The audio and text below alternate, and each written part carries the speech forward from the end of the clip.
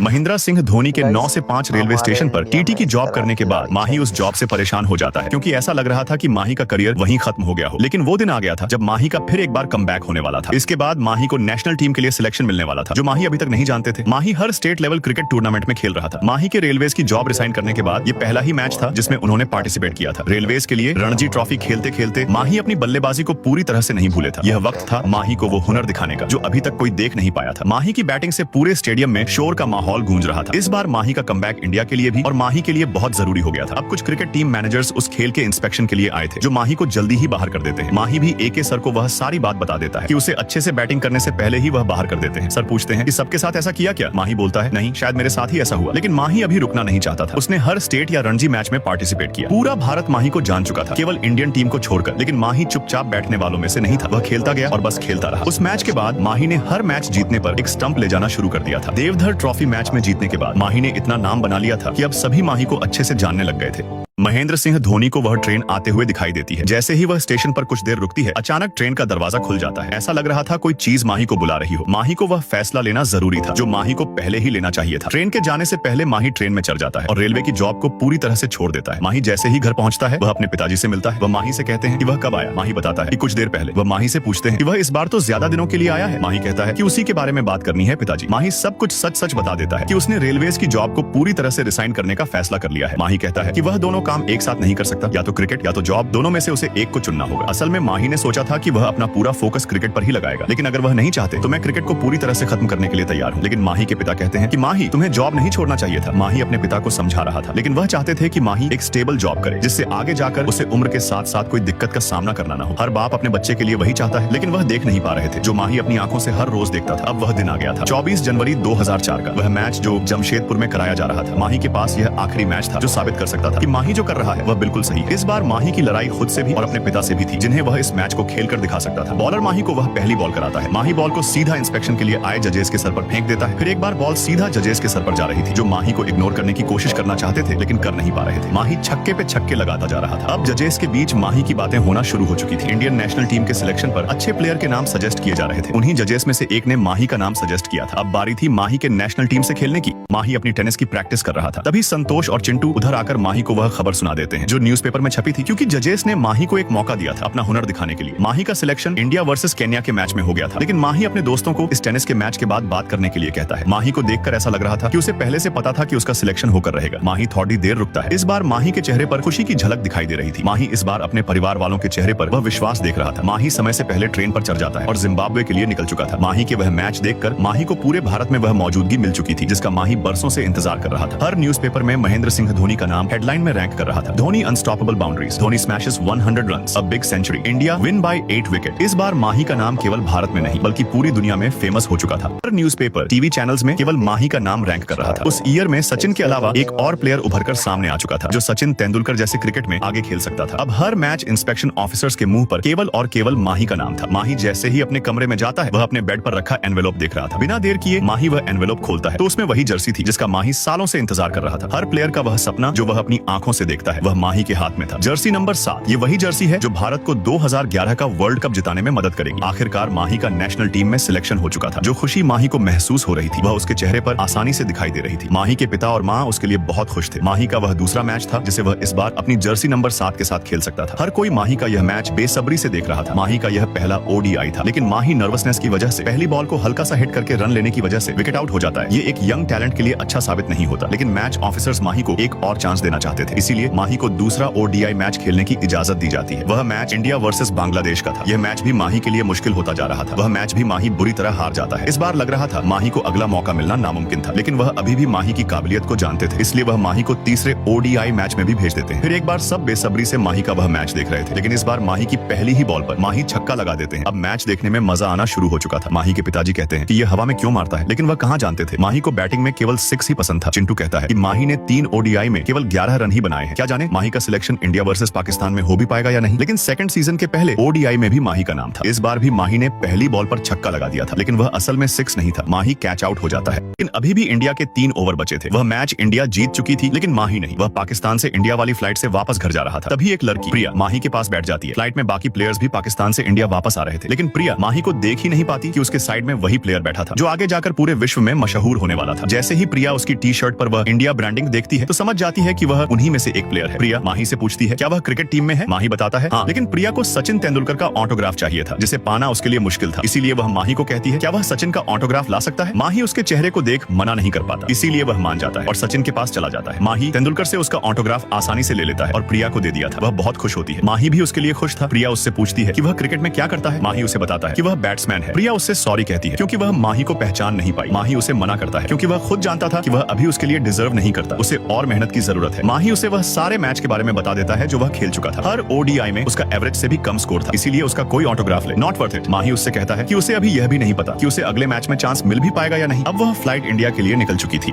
महेंद्र सिंह धोनी की पहली ही मुलाकात के बाद प्रियंका माही को पसंद करने लग चुकी थी। प्रियंका माही से कहती है कि तुम जानते हो अगर तुम कल के मैच में खेले तो देखना पूरा भारत तुम्हें जान जाएगा। प्रियंका माही को गुड विशेष के साथ कहती है कि देखना तुम कल अच्छा खेलोगे। माही उसकी बात सुनकर मुस्कुराता है और कहता है काश अगर ऐसा होता है तो मुझे तुम्हें थैंक्स कहना होगा। प्रियंका आखिरी बार माही से उसका नाम पूछती है। माही उससे कहता है कि यह तो आपको कल के मैच में ही पता चल जाएगा। फिर माही के पास संतोष का फोन आता है। संतोष माही से उसके मैच पर कुछ बातें करना चाहता था। माही उसकी आवाज से ही पहचान जाता है कि संतोष ने ड्रिंक किया है। माही उससे पूछता है तो वह उस बात को जाने के लिए कहकर टाल देता है। संतोष उससे पूछता है कि उसका नाम लिस्ट में ऊपर क्यों नहीं है। माही कहता है शायद हो सकता है अगला मैच खेलने को मिले या ना भी मिले। तभी माही का टेलीफोन रिंग करने लगता है। माही संतोष का फोन काटकर टेलीफोन को पिक करता है तो उसे कल के मैच के लिए सिलेक्ट कर लिया गया था। अब लग रहा था केवल यही आखिरी मौका हो सकता है। माही को कल के दूसरे ओडीआई मैच में खुद को साबित करना होगा। माही उस बैट को देखता है तो वह हल्का नहीं था, इसलिए वह प्रकाश सर से बैट को थोड़ा हल्का बनाने के लिए कहता है, क्योंकि इस बार माही थोड़ी सी भी गलती नहीं कर सकता था। इस बार वह मैच जीतना उसके लिए बेहद जरूरी हो चुका था। सब फिर एक बार दूसरा ओडीआई इंडिया वर्सेस पाकिस्तान के उस मैच के लिए बेसब्री से तैयार थे। माही की पहली बैटिंग होती है। इस बार माही ने अपना हुनर दिखाना शुरू कर दिया था। पहली ही बॉल पर चौका लगाकर माही जैसे जैसे उस मैच में खेल रहा था दर्शकों के बीच शोर बढ़ता ही जा रहा था। माही की हाफ सेंचुरी भी हो जाती है। माही के छक्कों पर पाकिस्तान के पसीने छूटते हुए दिखाई दे रहे थे। माही छक्के पे छक्के लगाता जा रहा था। बहुत जल्द माही की सेंचुरी भी बन चुकी थी। फिर एक बार हर किसी के मुंह पर केवल और केवल एक नाम था, महेंद्र सिंह धोनी। माही के बहुत जल्द 148 रन बन जाते हैं। इंडिया वर्सेस पाकिस्तान के उस मैच में इंडिया 58 रन से जीत चुकी थी। इस बार हर न्यूज चैनल में एक ही बात हो रही थी कि सचिन तेंदुलकर के अलावा एक और प्लेयर गेम बदलने का दम रखता है, महेंद्र सिंह धोनी। इस बार माही के स्पोर्ट्स टीचर माही को टीवी पर फेमस होते हुए देखकर खुश थे। वह सोच रहे थे माही कितनी जल्दी बड़ा हो चुका है।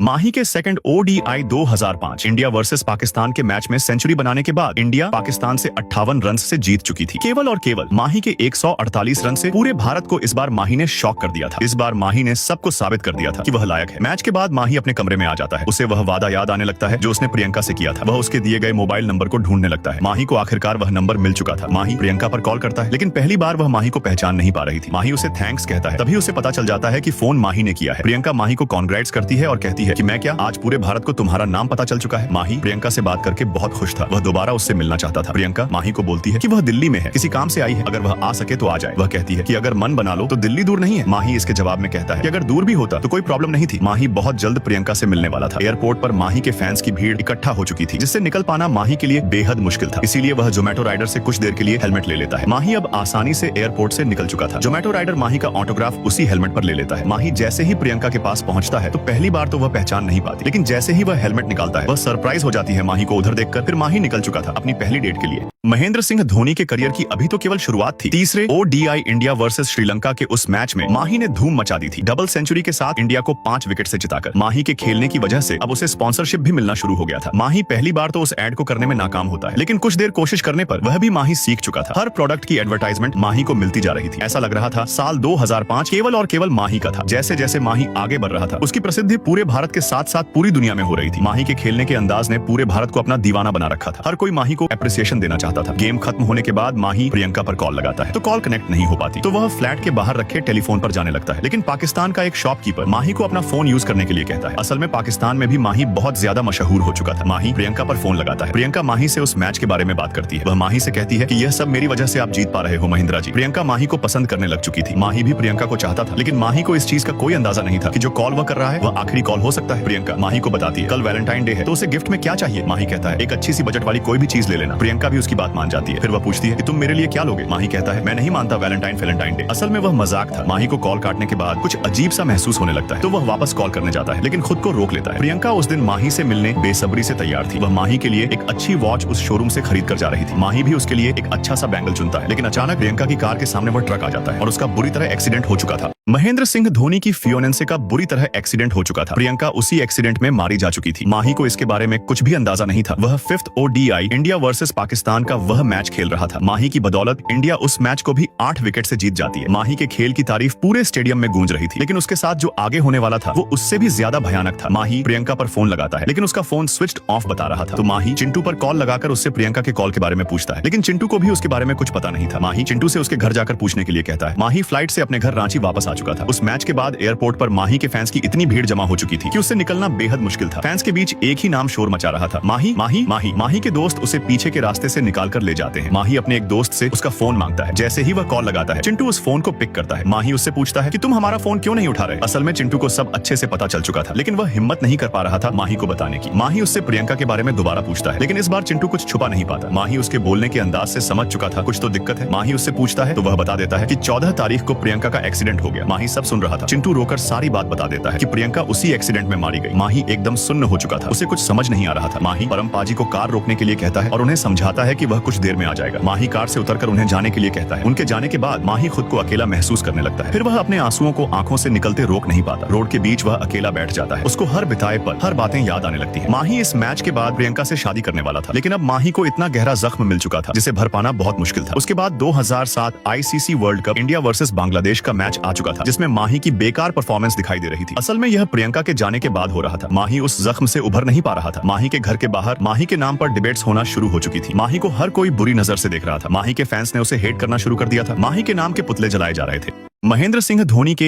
ICC वर्ल्ड कप में बेकार खेल के बाद माही के घर पर उससे नफरत करने वाले लोगों ने भीड़ इकट्ठा कर ली थी। असल में माही की गर्लफ्रेंड का एक्सीडेंट होने के बाद माही उस सदमे से उभर नहीं पाया। लोगों ने माही से नफरत करना शुरू कर दिया था लेकिन माही अभी उस मैच के बाद हारा नहीं था। केवल उसे कुछ वक्त चाहिए था जो माही को मिल नहीं पा रहा था। बस देर थी तो फिर एक बार माही को रिस्टार्ट करने की, हर एक गलती को अच्छे से याद करने की। अगर माही अपनी हर उस गलती को अच्छे से याद कर पाए तो बस फिर क्या परफेक्ट गेम बन जाएगा और गाड़ी चालू हो जाएगी। अब वह मैच आ चुका था। ICC world cup 2007 India versus Pakistan जो जोहान्सबर्ग में कराया जा रहा था। इस बार माही अपनी हर गलती को ठीक करने के लिए तैयार था। वह मैच माही के साथ साथ पूरा भारत देख रहा था जिन्होंने माही और इंडियन टीम से उम्मीद लगा रखी थी। पाकिस्तान के उस 6 के बाद माही अपने बॉलर को अच्छे से समझा रहा था। असल में माही इस बार जानता था कि उस मैच को कैसे जिताया जा सकता है लेकिन इस बार उस रणनीति की वजह से पाकिस्तान का एक प्लेयर कैच आउट हो चुका था। माही की बदौलत एक बार फिर से हम पाकिस्तान से जीत चुके थे। माही भी अपनी खोई हुई इज्जत वापस पा चुका था लेकिन इसी के साथ माही को इंडियन क्रिकेट टीम का कैप्टन भी बना दिया गया था। माही की मीटिंग सिलेक्शन ऑफिसर्स के साथ थी जो ये डिसाइड करते थे कि कौन सा प्लेयर खेलेगा और कौन सा प्लेयर नहीं। माही असल में कुछ प्लेयर्स को रिप्लेस करना चाहता था क्योंकि वही जानता था कि आने वाले वर्ल्ड कप से पहले उन्हें किन किन प्लेयर्स को आजमाना चाहिए। अभी माही को अच्छी बैटिंग से ज्यादा अच्छी फील्डिंग वाले प्लेयर अपनी टीम में चाहिए थे। माही का कहना था कि अगर हम अपनी टीम में अच्छी बैटिंग वाले प्लेयर रखते हैं तो हर अच्छा बैट्समैन हर मैच में अच्छा खेले जरूरी नहीं है लेकिन हर अच्छा फील्डर रन बचाने की पूरी कोशिश करता है। माही एज अ कैप्टन इंडिया को जिताने की हर रणनीति जानता था। बस देर थी तो इंडिया को माही पर विश्वास करने की। माही जानता था कि अगर वह अच्छे बैट्समैन को रिप्लेस कर देगा तो भारत को माही का वह डिसीजन पसंद नहीं आएगा, लोग विरोध करेंगे। लेकिन माही सोचता है कि अगर हम ऐसा करके जीत पाते हैं तो सभी लोग समझ जाएंगे कि जो डिसीजन वह ले रहा है बिल्कुल सही है। अब माही की बात सुनकर ऑफिसर्स भी मान चुके थे। 4 मार्च 2008 लगभग वर्ल्ड कप से 3 साल पहले का वह मैच। माही के अकॉर्डिंग चुने गए प्लेयर्स खेल के मैदान में थे। India versus Australia. वह मैच जीतना नामुमकिन होता अगर माही उस मैच में उन प्लेयर्स को नहीं चुनता तो। माही ने जैसा जैसा सोचा था वही हो रहा था। इंडिया चाहे बैटिंग में हो या फील्डिंग, इंडिया सबसे अच्छा करते हुए दिखाई दे रही थी। माही की बदौलत इंडियन टीम का टीम वर्क सबसे बढ़िया साबित हो चुका था। जो लोग माही के डिसीजन से नाखुश थे वह भी माही का नाम गुनगुनाते हुए दिख रहे थे। माही के एक ग्रेट कैप्टन बनने के बाद इंडिया का नाम क्रिकेट के इतिहास में दर्ज हो चुका था। माही को बड़ी बड़ी कंपनी ने स्पॉन्सरशिप देना शुरू कर दिया था।